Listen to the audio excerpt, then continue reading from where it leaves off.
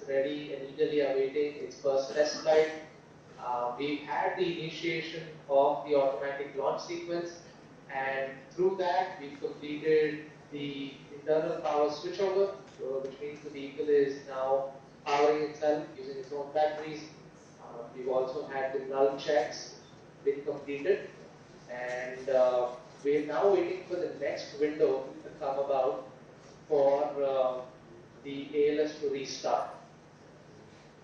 So now that we know that the ALS is on hold and soon will be back with a new time and the restart of ALS, let's talk about the entire journey of Vikram-1, the mission sequence. Now we know that for first 100 seconds of the flight, the stage 1 will power the rocket to the denser layers of the atmosphere, and exactly at an altitude of 53 kilometers at 103 seconds, the stage 1 burnout will happen and stage separation will initiate. And after that, stage 2 will ignite and it will power the rocket through the thinner layers of the atmosphere while keeping the same level of acceleration. That is the point. And later on in the stage 2, during the stage 2 burn duration, later half, you have payload failing and it separates, and this is the first time that the payload or the satellite is exposed to the atmosphere or to the space in a higher layers of atmosphere, which is exactly nearly close to space. The other protecting the satellite throughout the ascent, that the failing's job is done. Yeah, that's right, Akhil. And you mentioned that the PLF or the payload pairing is the portion that essentially protects the satellite from the difficulties of the environment that the rocket goes through. Question then becomes, how do we separate all our stages, right? So we use something which is very unique. We're very proud of that. In-house from Skyroot, we have the separation techniques that we developed on a pneumatic ultra-low shock mechanism. And the whole goal of this mechanism is it releases very little shock to the payload. So the payloads usually carry very sensitive electronics and instruments. So if you have a shock event come about, it may damage the instrument. So that's why we specifically made it a point to develop this automatic ultra-low shock separation mechanism. Like for the knowledge of the viewers, I would also like to reiterate most typical rockets they use Skyroot, which use explosive charge to shear out the bolts and separate or jettison the entire stage, which could be catastrophic for some sensitive payloads. That is very costly and could be like you might lose some stuff, and affect its workability.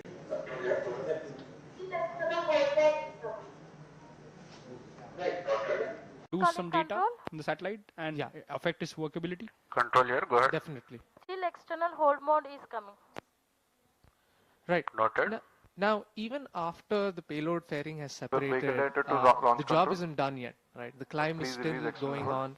Stage 3 steps in and it generates quite a large amount of thrust to essentially power the vehicle into orbit. It keeps pushing it to near orbital velocities. And then comes something different, like we talked about earlier. We have the orbital adjustment module that kicks in. And this is the stage that I got to work on very closely. Like I mentioned earlier, it was a team of very ingenious, multidisciplinary members. We had teams from systems, propulsion, dynamics, quality, safety, reliability, CFD, design. I mean, you cannot count these fields on the fingers of your hand, and they all had to work in unison to build this stage. And then once it starts working, it will precisely place all of these satellites into its intended orbit. And you might feel like all of this is happening. There's so many things happening, right? But it's just 16 minutes. That's all it takes. It's so fast, but it seems really long. Like it's.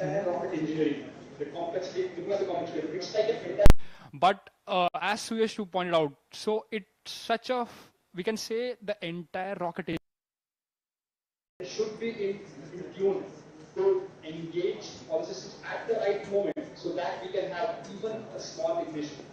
And every component should be in tune to engage all the systems at the right moment so that we can have even a small ignition.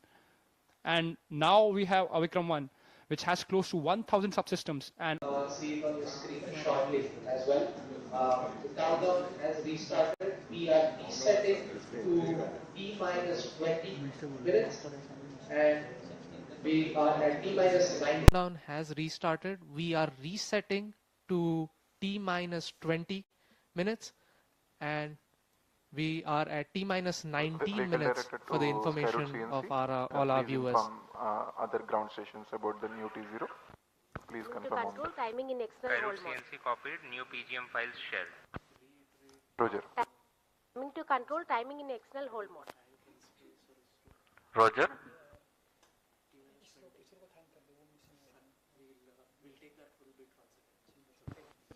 Skyroot LCC to all, S2 and S3 HMS is event number 97 completed. Roger. Control to LCC, MCC and RSO. Please note timing confirmed, external hold mode. Skyroot LCC to all station. New T0 is 12:05:30 seconds. All right, we are hearing from the mission control that the new T0 time or the liftoff time for mission Agman is reset to 12:05 p.m. So stay tuned, we'll be with you and we'll give you some more space trivia. We have a lot of those, and we'll also take you through the journey of the rocket as well.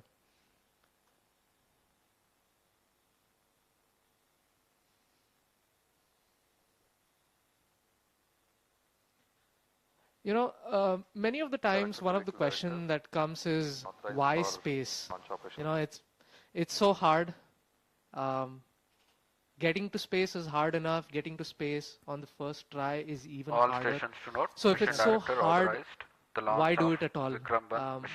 What does it hold of such huge importance that we want to strive for making to the stars? I mean, if you think about it, all the activities that, you know, happen on Earth, they are connected in some or the other way to space. Space has quietly become a part of our daily life. Every weather forecast, every map that guides us home, every digital payment and long distance call leans on us. It all leans on a satellite somewhere overhead. And I mean, it's like the human curiosity that takes you really farther. And like humans, we actually like complex things, and we just like, it's not just enough to stay on one planet. And so that's why the man decided to take a decision to set off to some higher horizons. And it is still, after 80-90 years, the complexity still remains so high in space travel. Yeah, and one question that comes about is, how do you make all of that happen? The new launch ISC is 12:05:30 seconds. Right, we've just gotten call out and confirmation that the new T0 is 12:05 p.m. Just as a reiteration to all our viewers. So we were talking about what it takes to make all of these happen, and of course we would like to thank ISRO for all their support, from opening the doors to the Satish Dhawan Space Center, the historic first launch pad, issuing us guidance and helping us with all the nitty-gritty details. They've worked with us day and night on this. They've treated this vehicle as though it were their own, and they're so committed to making sure that mission Agman reaches its intended orbit, that they've essentially become a part and parcel of the Skyroot family. They treated the vehicle as their own, as you correctly said, Suyash. Like, they have been involved with us throughout the entire campaign, helped us, and along with ISRO, we would also like to take a pause to thank InSpace, and they have acted as a bridge between the government organization, facilitating all the review meetings, everything, and allowing us access to SHAR, all the policies, all the reforms. So thank you InSpace for all the efforts, and thank you for rooting for Skyroot. Yeah, one interesting thing, and this is a personal experience as well. We did Mission Prarambh in November 2022, and believe it or not, the headquarters of InSpace were inaugurated in June 2022. Just 6 months from our first launch. So you might have to imagine that it's just 6 months, and they've had to imagine and they have to write and draft all the policies that are required. They have to make sure that they know how the mission is going to be, regulated. What do we need to do to essentially handhold the space sector, the private space sector? It was very seamless, indeed, very seamless. The way they took all of it. Yeah, very true. It definitely is not an easy job, and they've excelled at it. Same goes with ISRO. We've had, cases where they've been chasing after us. Yeah. I remember those days. Yeah, and it's quite, empowering to know that the government is playing such a huge role in helping make this happen. We talk about Atmanirbhar Bharat. We talk about Viksit Bharat 2047. And all of these technologies, what the private sector is trying to build today, is essentially contributing to that goal. If we want to be the world leaders, we need to start now. Exactly, Suyesh. Like, I was fortunate enough to visit the LPSC test facility when I was with the Raman-1 test campaign. It was a very great experience. I mean, and the coordination with the ISRO teams and the way they facilitated the entire test campaign and the data analysis. And post-test, the data came like really fast, and like they were after us, and they were very patient with us. So yeah, that was a really great experience for the young engineer like me. Yeah, and that sort of reminds me to the stage test that we did just a couple of months ago. I think nearly 9 months ago. Yeah, around I think October. Yeah, October I think, and. So that was the test of the orbital adjustment module. It was a all-inclusive test. We had the entire stage. We had all the engines, the thrusters. We had the avionics. We had something quite interesting and melodic as well. We played Sare Jahan Se Acha using the Raman Mini thrusters on the stage, which was something very unique, very captivating to the young minds. Many people did not think that you could play music out of the screeching sounds of 50 Newton Raman Mini thrusters. Again, an opera, I told you, right? Yeah, definitely.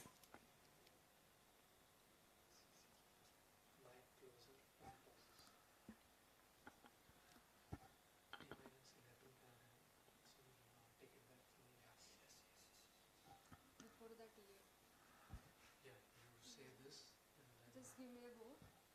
When to say? Just give me a go when to say. अभी तो हम pause है ना? Do one thing. Let it go into ALS. With the ALS command, which is 2 बार बोलने के छोटे power में. T minus 11 minutes.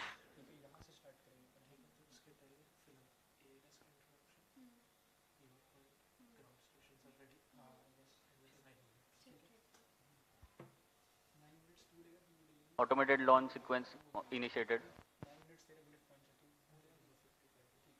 Roger.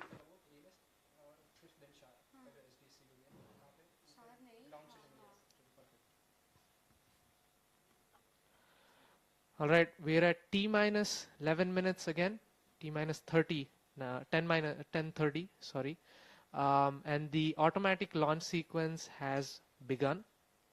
We are in the pre-checks phase at the moment, where all the teams are essentially checking the health of the vehicle once again, making sure that all systems are operational and go for launch. Before that, we had one confirmation that all the ground stations supporting today's mission, they have completed their readiness checks. As the vehicle travels downrange, telemetry will seamlessly transition between multiple ground stations, from Shah to Port Blair, then Bogor in Indonesia, and then finally Yatharaga in Australia. This network ensures continuous communication with the launch vehicle, with all mission data relayed back to mission control in real time. That's right. And just to recap to all our viewers, some of the callouts that have happened till now. We first had the acquisition of day of launch winds, which is we acquire using a Doppler weather radar the winds prevalent. And as Akhil mentioned earlier, it's slightly a cloudy day today for launch, but come rain or sunshine, we are always ready to launch. Yeah, the rain can't stop us, I think. Yeah, and the next thing that we managed to do is, of course, the guidance teams have completed the static navigation profile as well as the gyro compassing of the lens package.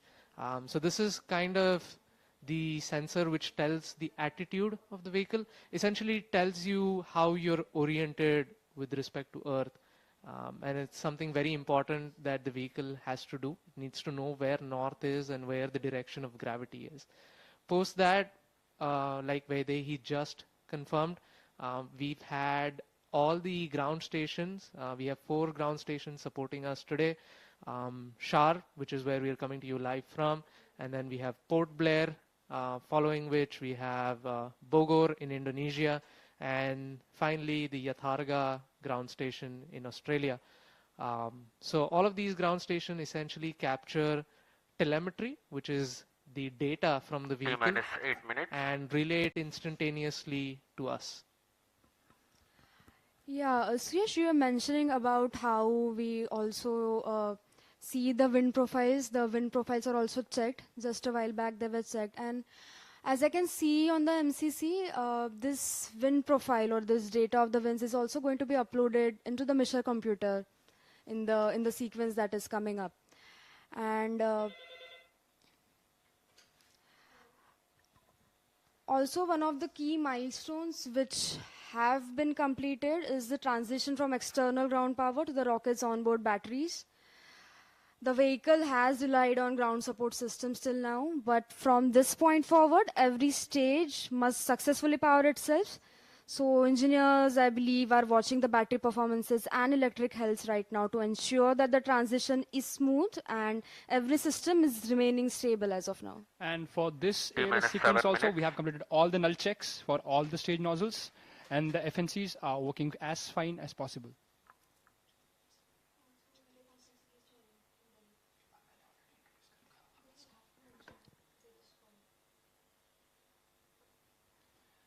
And we are also happy that Dr. Jitendra Singh, Honorable Minister of Space, is joining us live on video call, and he's rooting for Team Skyroot.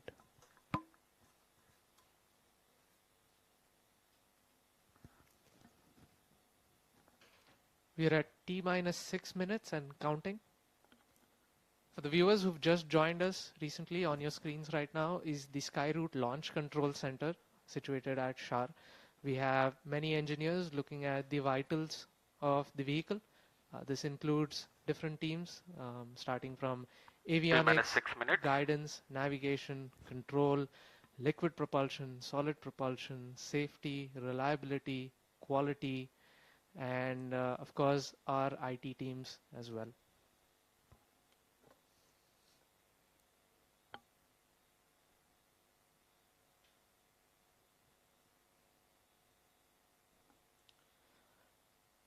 One of the things that has also been completed just now is the uploading of the mission computer init files. And that's a funny name of sorts, but it essentially means initialization files. These are essentially files that contain all the requisite parameters to tell the vehicle what it needs to do in the early ascent of flight. It adjusts for the day of launch wind profiles that we talked about. It also has the gyro compassing details within it.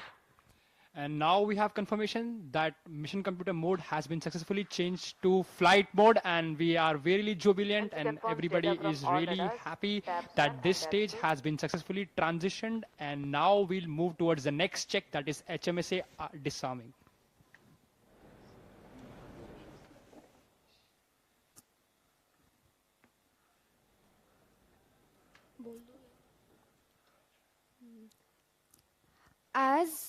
As we enter the final few minutes of countdown, another key safety milestone is underway. The head mount safe arm mechanism will be activated in a while, and till now it was ensured that the ignition chain has remained safely isolated. That's right, Vedi. For the viewers who are very curious for this, the head mount safe arm mechanism, which we refer to as HMSA, is a safety device which is well mounted at the head of our solid rocket motors. And the whole job of this device is to safely isolate the pyrotechnics from the rest of the solid grain. And the reason why we do that is for safety, to prevent any accidental ignition from, let's say, lightning strikes. We do have a cloudy day today, and of course, we have lightning suppression systems. We have 4 lightning towers on the first launch pad. But there can also be some form of electrical runaway. There can also be static discharge. So to safeguard all these devices from electrical discharges, we have a mechanical separation between the pyro devices and the solid rocket motor. Right, so yes. So till now, the ignition system, it was in a protective, non-firing state, but now it's going to move on to a state wherein once the mission computer gives the ignite command, it can initiate a pyrotechnic chain of events. That's right. And we're at T-minus 3 minutes, and we have confirmation that the stage 1 head mount safe arm mechanism, or the stage 1 HMSA, has been successfully armed. This basically means that our motor is now ready to ignite. That's really great to hear. Along with this HMSA safety mechanism, we have one more layer of safety which we call the FTS or the CDS, Command District System or the Flight Termination System. This is utilized when if the vehicle during its flight mode tries to or like deviates from its intended flight trajectory, then the range safety officer can take a call to distract the vehicle to safeguard the resources around it. T-minus 2 minutes. That's right. As is with the case with any launch vehicle, we always prioritize safety, and with that in mind, we have all of these systems set up on the vehicle.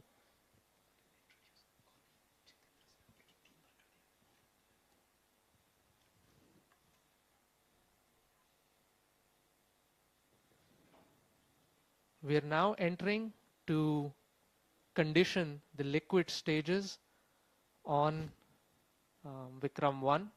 So the orbital adjustment module is now conditioning itself and preparing for liftoff.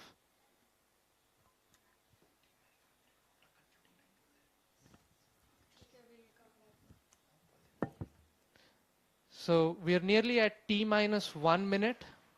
All stations. And stand by for the we will leave you with the views of Vikram-1 and join you shortly at liftoff. Minus 55 seconds. Minus 50 seconds.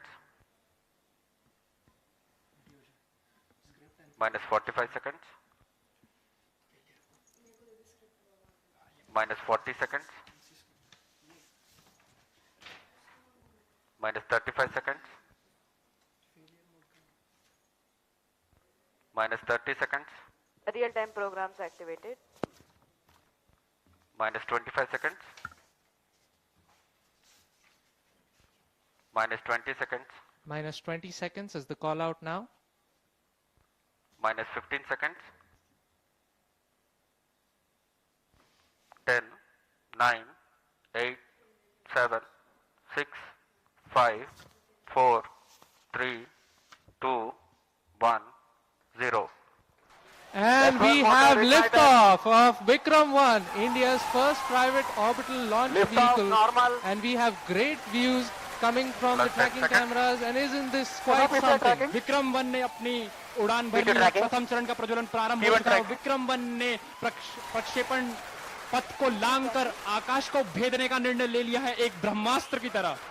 That's very true, Suyash and Akhil. I am awestruck at the sheer power that stage 1 is producing. With this, we have two of our major prime mission objectives completed, which was successful ignition and safe tower clearance. That's right, and we're coming up on max Q now, which is the period of maximum aerodynamic pressure, where the vehicle faces its largest aerodynamic loads as it flies through this zone at Mach 1.5 at an altitude of nearly 9 kilometers. Vikram-1 ने सफलतापूर्वक max क्षेत्र पार कर लिया है और दल काफी उत्साहित है इस समय और विक्रम-1 प्रथम चरण के आगे बढ़ रहा है और हमें श्रीहरिकोटा व पोर्ट ब्लेयर पृथ्वी स्टेशन से मजबूत दूर संकेत मिल रहे हैं, जो बहुत ही अच्छी खबर है। That's right. We are at a downrange distance of 22 kilometers with an altitude of 34 kilometers. And on your screens right now are excellent onboard camera views from the vehicle. And we can also see quite nominal chamber pressure values on the MCC screen.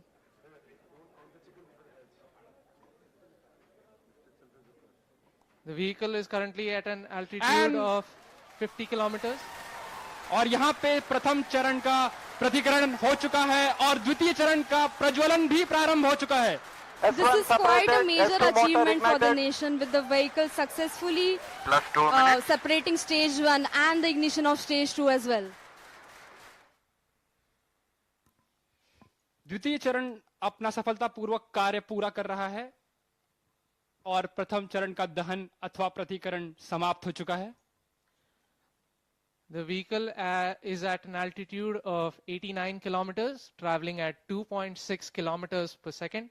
Of course, our target velocity for today is 7.6. S2 performance normal. We've just heard call out that the S2 performance or the stage 2 performance is nominal.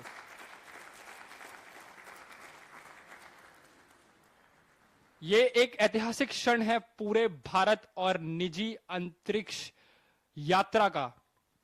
This vehicle has crossed 100 kilometers of altitude, which is the notion of edge of space, and we have reached space, guys. Congratulations, Vikram-1 is in space. हमारा यान अंतरिक्ष तक पहुंच चुका है। And we've had callouts of separation of the payload fairing. We have successful payload fairing separation. It's nearly at an altitude of 120 kilometers, and the protective fairing is no longer required and has been cleanly separated from the launch vehicle. और यहाँ पे द्वितीय चरण का भी प्रतिकरण संपन्न हो चुका है और तृतीय चरण का प्रज्वलन भी प्रारंभ हो चुका है। That's right, Akhil. We've had successful ignition of stage 3. The vehicle is currently at 157 kilometers above the Earth's surface. It is 355 kilometers downrange, traveling at nearly 4 kilometers per second. Now the telemetry will switch over from Shar to Port Blair and further to Bogor. अब यान अपनी अंतरिक्ष यात्रा पर निकल चुका है। तृतीय चरण का प्रज्वलन चालू है और उस +4 minutes की प्रतिक्रिया नियमित रूप से चल रही है।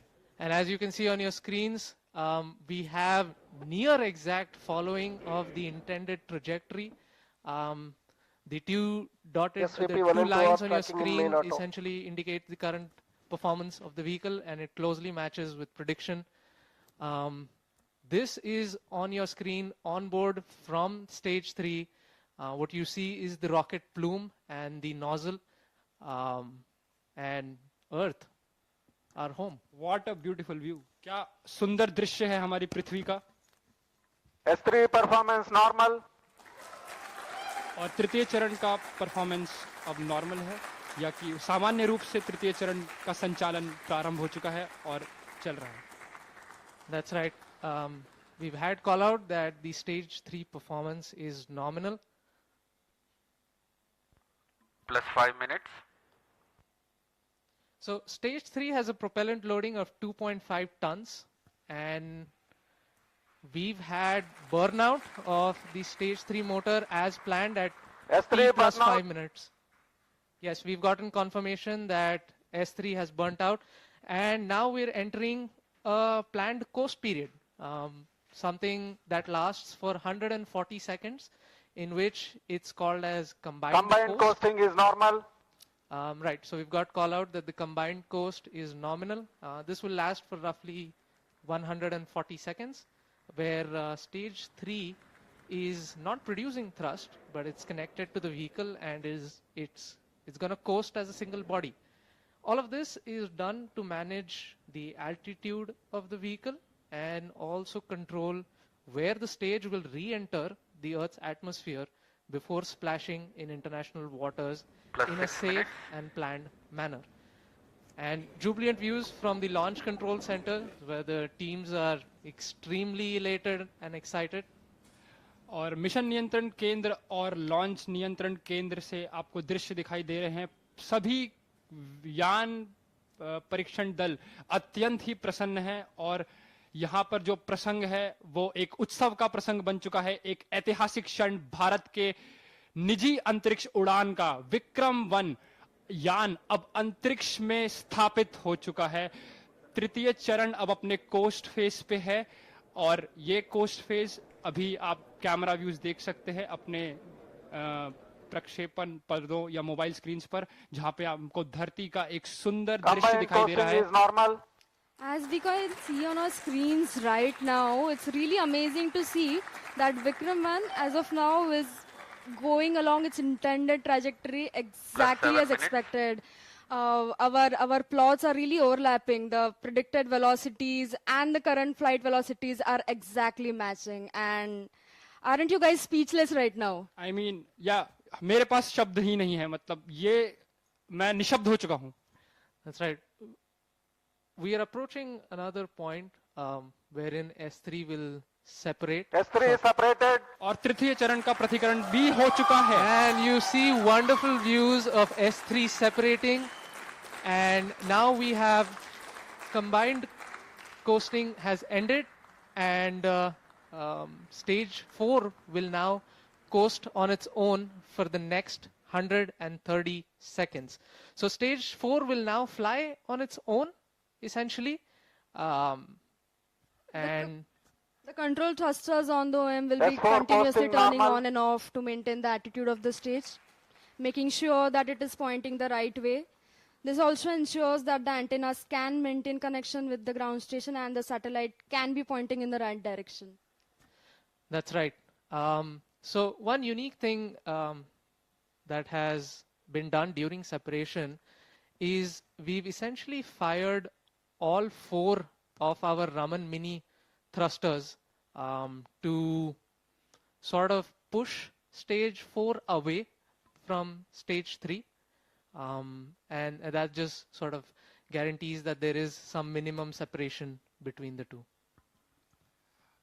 अब आने वाला जो चरण है वो द्रव्य प्रणोदन पर आधारित होगा, जिसको हम कक्षा स्थापन या समायोजन खंड ऑर्बिट एडजस्टमेंट मॉड्यूल के नाम से भी जानते हैं, जिसमें द्रव्य प्रणोदन की अवस्थाओं से संचालन होगा जो मोनोमिथाइल हाइड्रोजीन और डाइनाइट्रोजन टाइटाऑक्साइड पे आधारित है. उसके साथ यान के घूर्णी नियंत्रण के लिए, जिसे कंट्रोल थ्रस्टर्स कहते हैं हम लोग, उन रामन मिनी 50 न्यूटन, वो भी मोनोमिथाइल हाइड्रोजीन और डाइनाइट्रोजन टेट्रा ऑक्साइड पर ही आधारित है. उसके अंतर्गत हमारे पास छोटे कोल्ड गैस थ्रस्टर्स जो कि नाइट्रोजन गैस पर आधारित हैं, वो भी कक्षा समायोजन खंड पे स्थित हैं. S4 ignited. And we've heard call out that S4 or stage 4 has ignited successfully. और चतुर्थ और अंतिम चरण का भी प्रज्वलन हो चुका है.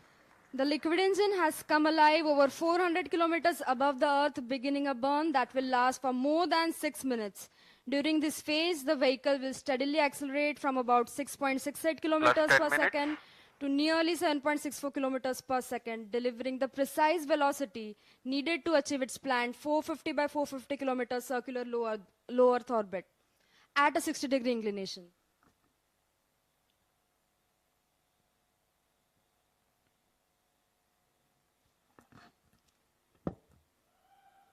और यहाँ पे आप देख सकते हैं कि प्रक्षेपण नियंत्रण केंद्र में उत्साह का एक प्रसंग आ चुका है और आपके ऑन बोर्ड प्रक्षेपक पर्दों पर हम देख सकते हैं कि पेलोड्स या जो उपग्रह हैं उनका एक चित्र, यहाँ पे सारे उपग्रह अपने स्थान पर स्थित हैं.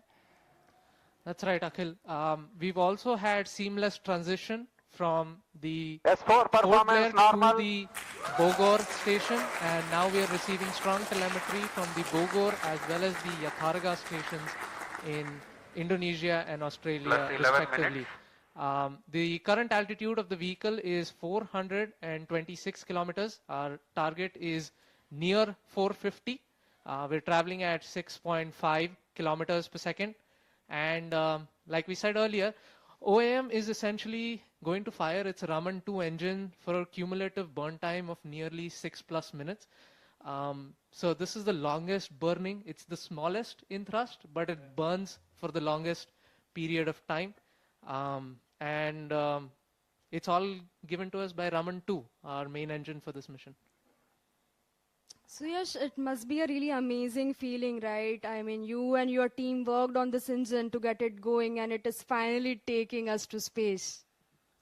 Yeah, it's a feeling that's really hard to describe. Me and my team, we worked on this engine to get it going, and it's finally taking us to space. This engine wasn't an easy design.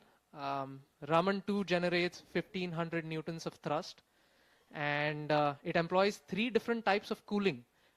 As if one wasn't enough, we had to put in 3.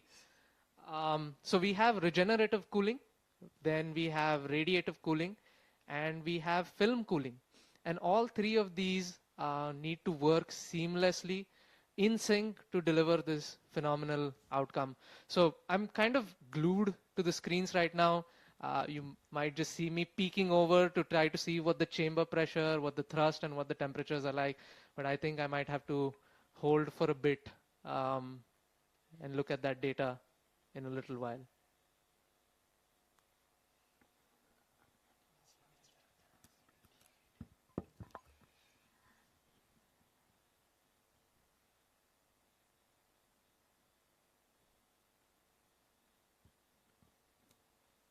So while I was talking about Raman-2 and how difficult it was to essentially design an engine this small, like I said, it's a relatively small engine, and the cooling design on this was exceptionally difficult to manage because the engine has to generate a lot of heat during combustion, and the temperatures can reach up to 2700 degrees. That's pretty hot for any metal or any material to sustain. In fact, many metals would just vaporize into thin air at those temperatures. So to make all of this work, we employ something known as regenerative cooling. S4 performance normal. Yeah, and we've gotten call out that the S4 performance is nominal. And so I was mentioning about the regenerative cooling, and the best way to understand this type of cooling is to imagine 14 minutes. Multiple tubes joined side by side and then arranged into a circular fashion to form the thrust chamber. And these tubes, they need to be very, very thin to exchange heat effectively, which means that manufacturing is usually a challenge.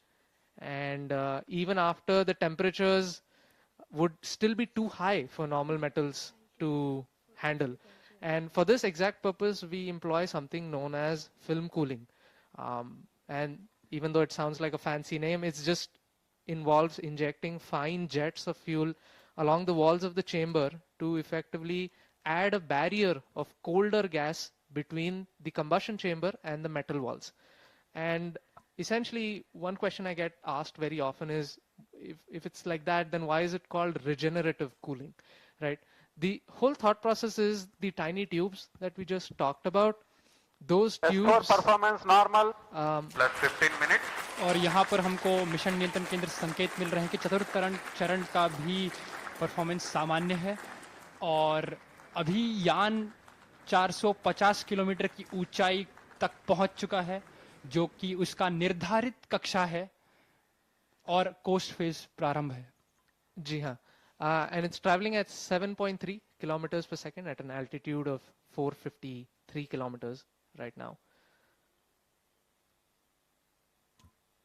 So coming back to the regenerative cooling point of things, the tiny tubes around the thrust chamber of the engine essentially have fuel pumped through it. S4 thrust cut off. And we've got confirmation that we have cutoff of the Vikram-1 engine, which means Solaris that satellite separate. and we have separation of the Solaris satellite and the scope satellite.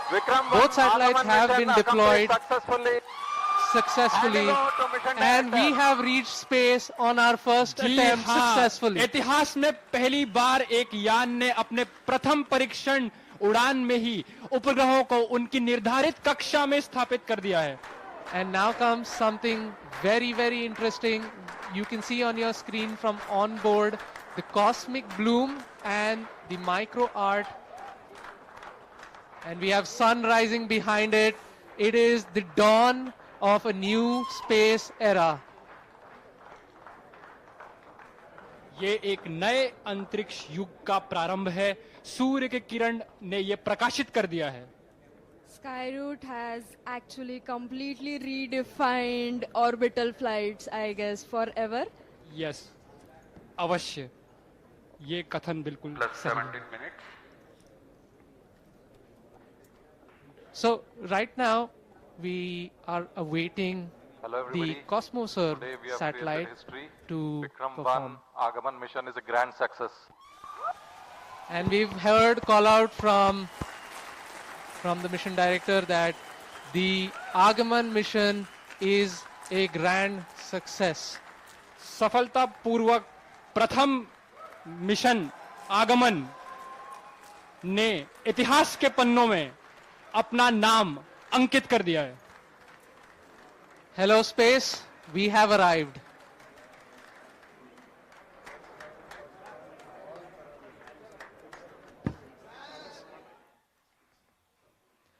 Thank you for joining us today. Thank you for being with us on this historic journey today. With Raman-2 and Vikram-1 now safely in orbit, we are not just reaching space, we are opening space for all. आज की इस ऐतिहासिक उड़ान में हमारे साथ जुड़ने के लिए आपका हार्दिक धन्यवाद। विक्रम-1 ने सफलतापूर्वक सारे उपग्रहों को कक्षा में पहुंचा दिया है और भारत के अंतरिक्ष सफर में एक नया उज्जवल अध्याय खोल दिया है। धन्यवाद। जय हिंद, जय Bharat. Good afternoon.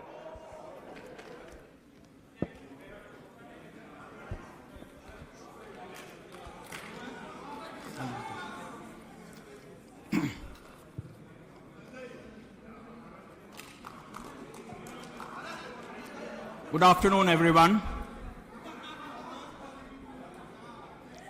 We'll let them celebrate.